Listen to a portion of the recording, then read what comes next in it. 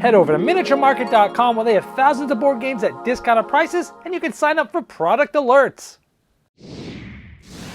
Hello my friends, it's the Game Boy Geek here. This week, later, Gencon starts, the biggest convention of board games in North America. I haven't been to a board game convention in public since COVID lockdown happened in the middle of the Gamma Trade Show in 2020, so I'm really looking forward to getting back here. Now last week, I came out with my top 10 most anticipated games of Gen Con. If you haven't seen that yet, you can click the video up here. That's going to show you ones that I have not played yet, but look really cool, and some of them are going to be in very limited copies there. You're going to need to run to get those if they look good to you. This list are basically my top 10 games that are listed on the for sale list for Gen Con. And most of these have come out either coming out at Gen Con or have released just in the couple months previously. There might be one or two that was a few more months ahead, but maybe they're having a bigger release now, and a bigger push now. So let me show you the 10 games that I've already played. Many of these I've already reviewed that are tried and true. I can stamp them and say these are great ones you need to check out if you're going to Gen Con, or even if you're not. So let's take a look.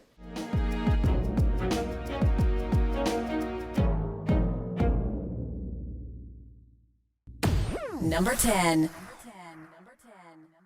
All right, number 10 is a game called Keepers. This is similar to, say, like a Dixit, but with more strategy and uses real photographs. This is from Van Ryder Games. Let me give you a 1-minute overview how this works. Keepers is a beautiful game for clever people, where players will try to outwit their opponents by playing a card from their hand after hearing only a single word. Everyone will vote on which card aligns with the most or the least with the word, and whichever card gets the most votes is a keeper. Each player takes a turn as curator, choosing one word that's not a noun to describe a card in their hand and announcing it. For example, you might have this beautiful waterfall in your hand and give the clue slippery. All other players select a card in their hand that is either most like slippery or least like it. Then the selected cards are shuffled and displayed. Everyone will secretly vote on any card other than their own that they want to vote for. For example, there are many good cards for slippery, so this player voted for red, number 1, meaning they think it's least slippery. Where these two players voted green for number 2, thinking it was most slippery. And since number 2 has the most green votes for being most slippery, that card is a keeper and worth a point at the end of the game for the player that played that card. For the red votes that were least slippery, there was a tie for the most votes, so they're both keepers, so the owners of number 1 and number 5 would score their cards as keepers. Once everyone has had a turn to be the curator, the game ends and the one with the most keeper cards wins. Yeah, as you can see, beautiful art. Lots of, well, photographs, if you will. All the different places these photographs have been in. They've been in Time Magazine and Outdoor Photographer and things like that. These are not just some Joe Schmo's photography. This is real professional stuff here. And what Van Ryder Games did was they took the idea of sort of a Dixit, but put real photographs and then made it so like you can sort of have more options where just that slight twist of I can put something down, I can vote for something that's not and play something that has nothing to do, that's furthest away from the clue. Or I can even mess everybody up and give a clue that's opposite of a card that I have that's perfect for the opposite of that. And just to like throw twists in there. And I like that, and that's the majority of the voting scores, and it's just, if you like Dixit style games, but you didn't like the fiddly scoring of Dixit, definitely this is one to check out. And it's just beautiful to look at as well, and it's really fun. That's Keepers. Number 9. All right, number 9. This is a real-time cooperative card game by Bezier Games. This is called Sink or Swim, because yours is synchronized swimming. A little play on words there. Let me give you a 1-minute overview of how this works. Sink or Swim is a cooperative game for 3 to 6 swimmers where you're all trying to put together a synchronized swimming routine. You can play this as a 10-game campaign in order or randomize it for unlimited replayability. Each routine is going to have different elements, like each swimmer having to play the same color card, face down on the corresponding lane on their own board. You only have a certain amount of time to do this, then stop the clock before time runs out and flip your cards to see if you're successful, allowing you to move on to the next round in this routine. But as the routine goes through different rounds, more and more challenges add to what's already there. Now players are going to be strategizing even before the timer starts. That's when they'll pick up their cards and talk about what's in their hands. And hopefully all players are able to finish the routine correctly, like having even or odd cards, or having 2 different colored cards, or having specific numbers, and many other different combinations. So let's see if you and your team has what it takes to put on the perfect synchronized swimming routine. Yeah, I got a chance to check out early copies of this, I think even late last year, and I got to play this, and this is one of those games, okay, if you don't like real-time games and the pressure of real-time, this game's not gonna be for you. But if you like real-time games, and you like cooperative games, and you like card games, definitely check this one out. It's really fun. It's one of those ones, similar to things like The Mind and such, where like, the first time you play The Mind with any group, you're terrible. You die on like level 3, right? And this is gonna be similar, although the app does take you through and starts you very easy and gets you going harder. As you get through different campaigns, you get through more and more and more. And there's different levels of each campaign, but you will fail at first, even on the easy levels. But it's okay because, again, the coolness of getting better and better and better with the same group, maybe getting all the way through all the levels of that one, and then getting to the next one. And then once you've done all of them, which is gonna be nearly impossible, you can do randomized, where it takes like different things from different campaigns and kind of puts them together. The different rules, the different things, working together, coming up with a plan beforehand, passing up the buck where the captain basically comes up with the plan for that round, pushes, you can't alpha game this. So yeah, if you like real-time games, definitely wanna check out. It's gonna be the Bezier Games booth at number 741. Number 8. This next one is the smallest, newest Ticket to Ride, and this is one of the small city versions, Ticket to Ride San Francisco. Now recently they've come out in years with these smaller versions. They had first New York, then they had London, then they had Amsterdam, and now they have San Francisco. These are quick, like 20-minute versions of Ticket to Ride. They're smaller, you get less cards, you get less turns, but it still feels like Ticket to Ride. And this San Francisco version has a different twist. I just recently reviewed this.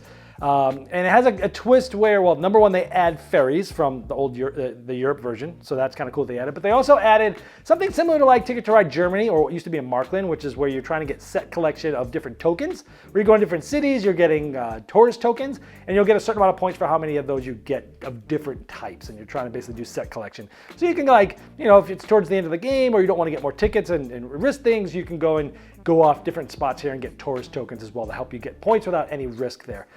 It's good. I like these small versions of Ticket to Ride. This is probably almost tied. It's about tied with my favorite one of the small versions, which is New York.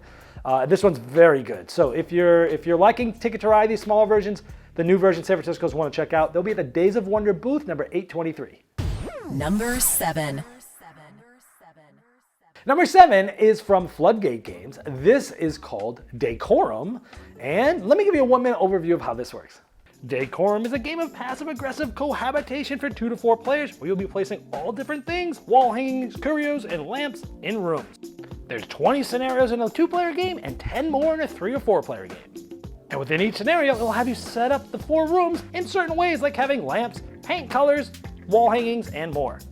And you'll have secret conditions that you must have fulfilled, like having no green objects, or having rooms that have 1 or fewer items must be painted red. So on your turn, you'll be doing things like removing items. We don't want this green one here, but we can't tell them because it's limited communication why we're doing things. Then they'll do things, but you can comment on whether or not you like it in a vague sort of way. Sometimes you'll be adding things. Other times, you'll be swapping them out for like kinds, and you might even be repainting the rooms. Each scenario is played over a certain amount of turns. When you get to certain spots, they'll know one of your conditions, so they'll know why you're doing certain things. And over the course of the game, you have to learn 3 of their conditions. Hopefully you'll get them all fulfilled, both of you, before you get to the end of the game. Yeah, this one is super fun. I like cooperative games. I like games where there's sort of limited communication cooperative games.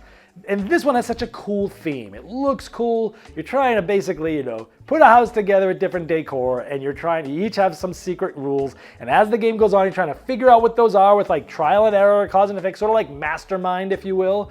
And so it's like a mastermind deduction game that looks beautiful, and you're trying to do this, and then as the game goes on, you're able to give each other certain clues. You're like, oh, that's why you didn't like that, And so if you like games, cooperative games that have limited communication, this is fantastic. I still think the game is best with 2 players. There are different, basically there's a certain amount of envelopes of solutions for 2 players, and then for 3 and 4 together. So I still like 2-player game the best, but I wouldn't turn down a game of any player count because I really like the game a lot. But if you like cooperative games with limited communication, especially ones that shine exclusively at 2, but also still can be played with 3 and 4 with different things, check this one out. It's fun, Decorum. And it's going to be at the Floodgate Games booth, number 439. Number 6. And just by coincidence, number 6 is also a Floodgate Games game here. It's actually an expansion. I kind of cheated here. Sagrada, the Great Facade series. This is Glory. This is the last of the 3 trilogy of the Great Facade series of Floodgate Games. Sagrada. And so I just reviewed this recently. And now this is my favorite of the 3, as I mentioned in that review, spoiler, because half of the expansion, each of the little expansions always came with like some major thing. Usually it's different dice that you use and certain cards and things that go along with having that dice. But then they also had some other like mini modules. All of the mini modules in this one that are not the dice ones are awesome that I'll play with every time. Goals that you're racing against others with. Private goals that you get positive or negative points for. Ones that you're, you can go to a public goal and you'll get points based upon whether you're at first, second, third place, things like that. But then it also adds extra dice that act differently, and each of those, that dice color, the gray dice, act differently each game depending on the board that you draw and things like that. But if you like Sagrada, no brainer. This is Glory. Floodgate Games, booth 439. Number 5. Now this one is the one that probably was released the furthest before Gencon, but it is pretty still recent. It's from Pandasaurus Games. It's called Sobek 2 Player. Let me give you a 1-minute overview of this one. Sobek 2 Players is a set collection game where you're going to be collecting different types of goods, but also using special characters for special abilities. And at the end, you're going to be adding up all your different sets, the number of tiles times the number of scarabs, and you're going to be adding numbers of coins that you get from this bag throughout the game. You're going to be collecting tiles by moving the Ankh in the direction, but then setting it in the direction that that tile talks about. You can play a character for your turn and do all sorts of cool things like grabbing any tile in the entire board or getting a bunch from the stack. Or on your turn, maybe you're selling a set and you need at least 3 of them to sell. And if you're a little short, you can use a character that has that type of good as part of that set. But the timing of that selling is important because you get to secretly look at some of these abilities and activate one. And these do all sorts of cool things like taking another turn immediately or adding scarabs to your sets or many more. And you don't even have to take the first tile there. You can take another one that you really want, but you must add all the ones you skipped to your corruption. And corruption's bad because whoever has the most at the end of the game, the other player gets a coin, and they might get more coins if you have a lot more than them. And whoever has the most points from all their different sets plus coins is the winner. Yeah, this was my 2-player game of the year last year because it came out in France last year and I got a copy. I played it, and so now just a few months ago it came out in North America through Pandasaurus. Because it hasn't really been at a big convention yet, so I wanted to kind of shed this some light. Plus, it's such a good game. It's fantastic. If you like Bruno Cathala style, if you like Jaipur and King Domino, this has like sides of both of those. You're playing this game and you're like, oh my gosh, this abstract nature of looking 2 turns ahead and going, oh, I want to go here, it will get me this, but then I could turn it this way and make the opponent possibly want to get that, which if he does take that bait, then I'll be able to get this is what I really want. That part has Bruno written all over it. But then you have the tension of when do you sell things? When do you hold on to things for longer? Do you sell them now to get the special abilities and get this and that? Similar to Jaipur, this is just a beautiful 2-player game. Love it. Sobek 2 Player. It's going to be at Pandasaurus booth number 215. Number 4. This next one is a stock market game that also came out a few months ago, but again, this is probably the first big convention where they're pushing it hard. This is Bear Raid. It's from Board Game Tables. Let's show you a 1-minute overview of how this works. Bear Raid is a stock market game for 3 to 6 players where you'll be buying and selling stocks that are from companies that have similar names to very popular companies that are in the real world. You're trying to have the most money, and you'll do so by possibly buying stock at certain prices like $25 a stock. You're tracking your money and your stock, how many you've owned, behind your shield secretly. But you'll be able to manipulate the market by possibly taking dice away, changing what might happen at the end of the round. Like in this case, it might go up $10, which is great because I just bought it and I'll make some money. Or I might short stocks by actually getting money now, but possibly paying it back later, gaining the $50 for both these shares now. But you also might be taking dice from behind your shield adding it to rumors, making sure that this will influence the value of this round. But everyone will get a chance to secretly add some to the bag, which will come out and be distributed at the end of each round. So you're trying to buy and short, manipulate the market, work with other people to get the most money in the end. Yeah, I like stock market games normally, and this one is fantastic. The big twist here being a lot of hidden information, and the fact that you could short stocks, which is like take money for what they're worth now, and you're gonna have to pay those back at the end of the game, but hopefully you can drive the cost of that down so that you still, it didn't hurt you, right? That's really interesting in this game. And the fact that like if you see people going heavy in certain stocks, you and other players can sort of work together to tank that stock. And if you tank it far enough and it goes bankrupt, they lose all their shares. Really cool. It's brutal. It's awesome. Good twists. It's pretty simple mechanisms, but it's fantastic. Bezier, one of my favorite stock market games. They're going to be at Board Game Tables booth number 451. Number 3. Number 3 here is a dice game called Long Shot the Dice Game. Let me give you a 1-minute overview of how this game works. Long Shot the Dice Game is a horse racing roll and write game for 1 to 8 players where you're trying to have the most money in the end by gathering horses, betting on them, and influencing them. So the horses will start at the line and they're going to be running around trying to be the first, second, or third to finish. And horses will be worth a certain amount of money at the end if they're the ones that win, but only if you're the ones that end up buying those horses. But you might not be trying to buy them, you might be making bets on the horses that you know are going to win or are likely to win to make a lot of money that way. And each round, a specific horse is going to move, but other horses will move as well. And over the course of the game, you can influence which horses will also move, making your bets more likely to succeed. All players will take action based on this horse, and you'll keep doing this until 3 horses have finished. But there's many other strategies, like breaking the rule, being able to bet on the horse in the home stretch, or changing the die to any color you want that round, or filling up rows and columns to get super huge bonuses. Most money wins. Yeah, I reviewed this earlier. I'd be shocked if this doesn't show up in my top 10 games of the year. I'd be also shocked if this isn't my dice game of the year. This is a roll and write game that doesn't feel like a roll and write because I'm burnt out on roll and writes, and it really doesn't feel like one, except the part where you're sort of like, doing the abstract thing of getting bonuses and such. This is like, if you like games like Downforce and Camel Up and things like that, this game is amazing in that genre. The betting is cool. Every game you can use different little horses that have different abilities and mix and match those that are really cool. Good choices where everyone's taking action based on a horse. You have special abilities that you're triggering on your board. And it's just, this game is awesome. It's so good. I still think it shines best with 3 or 4 players. With higher player counts, it goes up to 8, I think. With players using abilities, especially the ones that allow you to move horses back, the game can drag on a little long with the higher player counts. But with 3 or 4 players, it even actually works fine with 2. I mean, I've played this with 2 and had a great time with it. But more than 4 players, not the best. But with up to 4 players, this is fantastic. If you like racing games and you like games that have a little bit of strategy but not being too heavy, Long Shot the Dice Game, awesome. This is gonna be at the Perplexed booth, and they're at booth number 836. Number 2. Number 2 is a art interpretation co-op, sometimes, game by Funko Games. This is called Rear Window. It's based on the Alfred Hitchcock movie. Let me give you a quick overview of how this works. Rear Window is a cooperative game where one player secretly knows the solution as to which residents are in which apartments and which attributes they have, and they're trying to get the other players to guess that. Each of the 4 rounds, the director's putting out 8 cards, and everyone else, the watchers, are trying to talk together, trying to figure out which resident and attribute is in each apartment. They deliberate, and the director says how many they got right, like 2. The solution doesn't change throughout the 4 rounds, but by the end of the 4th round, everyone needs to try to get all 8 together to win. However, there might be a murder. These are random at the beginning of the game, and if a murder happens, the director is no longer working with everyone else. They're a traitor and trying to get them to get almost all of them right, but have them not pick that there is a murder or where it is.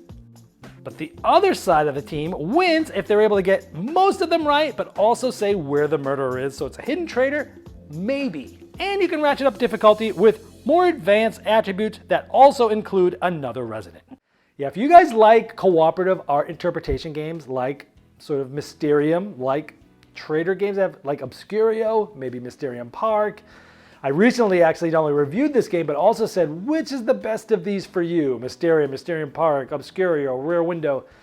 This game is fantastic. Now, it does say 3 to 5 players. No reason why you can't play this with 2 players. I don't know why they do that. You could actually play with more than 5 too. It doesn't matter. 2 or more players really in this game. It's fantastic. The art is cool. The theme is cool. The fact that the director could possibly be a murderer and they might be a traitor, and you've got to figure out whether you're playing a cooperative game or a traitor's hidden semi-cooperative game. And what you need to do to win is fantastic. The game is awesome. Lots of replayability, advanced versions to play with the different purple tiles. This game's awesome. It's fantastic. If you like anything to do with any of the games I mentioned, with Mysterium, Mercurio, Mysterium Park, stuff like that, this is the biggest no-brainer. Rear Window's fantastic. Funko Games, booth number 1811. That's booth 1811. Number 1. All right, number 1, my favorite game. Now, this was a Kickstarter game that delivered, fulfilled earlier this year, but now they're sort of coming out with like a wave of I think it's retail copies maybe for this. I'm not sure. They might still have some Kickstarter copies left, but they're now pushing for a big retail release for this game. It's called Planet Unknown. This is from Adam's Apple Game. In this game, it has a Lazy Susan, which is one of those cool things that you just spin around and get different things in your kitchen. But on this thing are like polyominoes of all different tiles and stuff and different terrain types. Everybody has their own board, and one player will select one of 2 polyominoes. They spin the Lazy Susan, they take one of the 2 in front of them. All the other players get to select from the 2 that are in front of them.